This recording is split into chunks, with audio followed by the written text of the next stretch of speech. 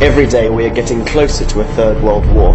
Every day we watch as global problems intensify. The economic crisis is worsening continually. The markets are plummeting with the price of petrol. The crisis in China, the situation in Greece. The outbreak of a conflict between the two Koreas is already visible on the horizon, owing to the growing tension between them. The North Korean regime of Kim Jong-un has launched a new missile, which has made the United States send a nuclear warship to South Korea. Added to this is the recent closure of an industrial complex shared with South Korea, heightening even further the tension. The US government is planning to install an anti-missile defense system in South Korea, which has not pleased China and Russia, negatively affecting further the diplomatic relations between them and the US. Syria. Despite the possible ceasefire agreed between the parties involved in peace negotiations, Saudi Arabia has proposed to the US that it send land troops, led by the US government, to Syria, which would be interpreted by Iran and Russia as an invasion of the country, which without doubt could raise the Syrian problem to greater heights. We must remember that Saudi Arabia is the enemy of Iran, with both countries in confrontation over the conflict in Yemen. In this context, if the Saudi country sends troops to Syria, it could produce clashes between their troops and those of Bashar al-Assad.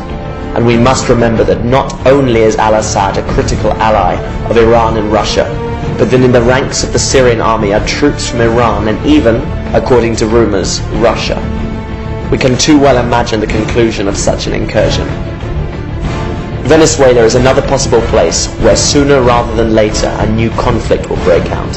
Not just because of its incessant economic crisis, now also a food crisis, but also because its parliament is under the majority control of the opposition, which is going to cause numerous confrontations with the government of Nicolas Maduro.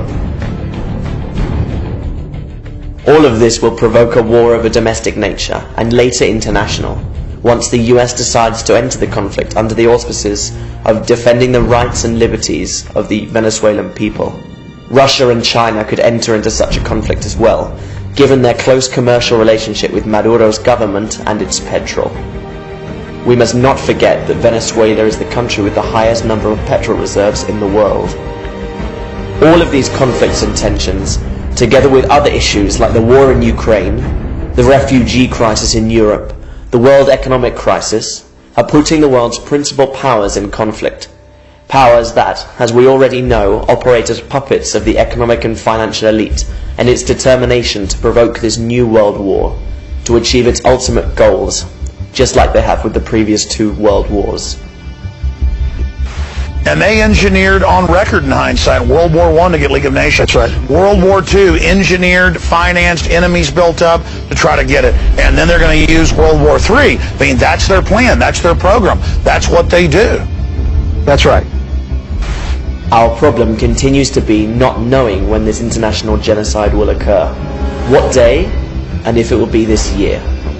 But if there's something we should have clear, it is what we must do to try and avoid this catastrophe. And the best way to find that clarity is to take a look at the newspaper archives of our history and realize that what has always happened in these cases has been a revolution, an uprising. And I don't mean that this need involve following ancient tradition, but what other options remain? Passive protest? Another one of thousands that happen and that do not yield the results we need? Nobody likes to instigate violent action, but this isn't about what we like. Rather what we must do to impede the Third World War and finish with this elite and its murderous criminal system. A revolution that involves taking over the parliaments and forcing our politicians to destroy all nuclear weapons. And if there is anyone that thinks it is impossible to do, they should look at the Indignados movement started in Europe in 2011, as well as Occupy Wall Street, which both spread throughout the world, becoming a protest on an international scale in October 2011 against the crisis and the existing system. This would represent the ultimate completion of the process begun in 2011, the aim of which is, or should be, what we describe here: a genuine revolution, an international coup on the part of the people with the help of state security bodies and armies if it comes to it, to prevent this Third World War.